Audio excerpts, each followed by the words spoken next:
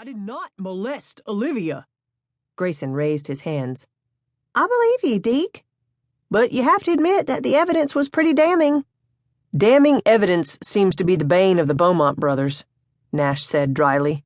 And if anyone knew about damning evidence, it was Nash. He had spent months in jail after being falsely accused of a crime. Olivia hadn't accused Deacon, but she hadn't spoken up for him either.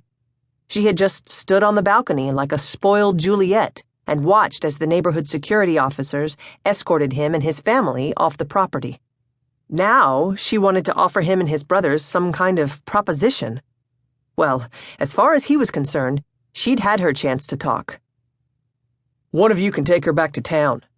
He pulled on the boxers. I need to head out to the work site. What work site? Nash asked. I thought you couldn't break ground until you reeled in a new investor. Did you find one? Deacon had. Unfortunately, the one investor he had on the line was the one he didn't want to reel in. Francesca Devereaux had made it very clear what she wanted from the deal. And it wasn't a return on her investment. She wanted a cougar cub. A man she could parade around her social events like her frou-frou pet poodle. Deacon had never been pet material. But he wasn't the type of guy to give up, either. The project had taken him years to pull together, and he was convinced the lakeside condos would make money. If he had to prove it by becoming some rich woman's arm candy, then so be it. He pulled open another drawer. Speaking of catching, you need to catch a job, Nash, instead of living here for free. Free?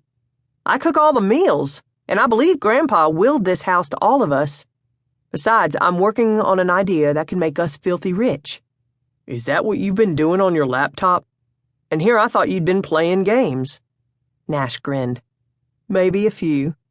But I'm telling you, big brother, that apps are the wave of the future. And I have this idea for a great app that will work in conjunction with all the new electronic sensors they have out.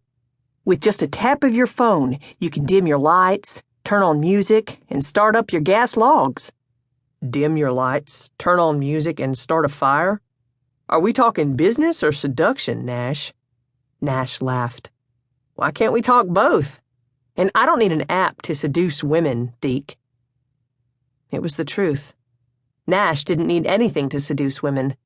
There was something in his DNA that made women do things they would never do with another man. And when will this app be ready to make money? Nash got to his feet. Unfortunately, I find myself in the same boat as you're in. In order to start making money, I'll need an investor. Great. Maybe Francesca wouldn't mind 3 pet poodles. Grayson, on the other hand, wasn't thinking about needing money or making it. As if he were sleepwalking, he opened the bedroom door and moved out into the hallway. I need to paint her, now, while the afternoon light is still good. Nash laughed. I don't blame you, baby brother. Despite the bug bites, she looked pretty hot in that wet t-shirt. Of course, I'm interested in doing something other than painting her. Now, while the light is good. He glanced at Deacon. Or would that be considered incestuous? She's not our damned cousin, Deacon snapped just as the door to the bathroom opened and Olivia's head peeked out. She looked much cleaner, almost squeaky clean with her wet hair and steam-flushed skin. Her eyes were as green as he remembered them, and still seemed to cover half her face. Do you think I could get something to wear until my clothes dry? She asked. A robe? Or a t-shirt, perhaps? Her gaze drifted over to Deacon and then sizzled down his bare chest to his boxers. I was right. Cotton boxer briefs mid-cut. She tipped her head to the side and the door cracked open a little more, revealing a naked shoulder. Nice fit in the butt, although they're a little too snug in the crotch area. Before those innocent eyes could make his crotch area even snugger, Deacon grabbed a pair of jeans from the drawer and held them in front of himself. Grayson, find Olivia something to wear. While Grayson went to do his bidding, her gaze finally lifted to Deacon's eyes. You're right. I'm not your flesh and blood cousin. She looked at Nash, who now stood next to Deacon. But, alas, I still can't have sex with you, Nash. I'm in a relationship.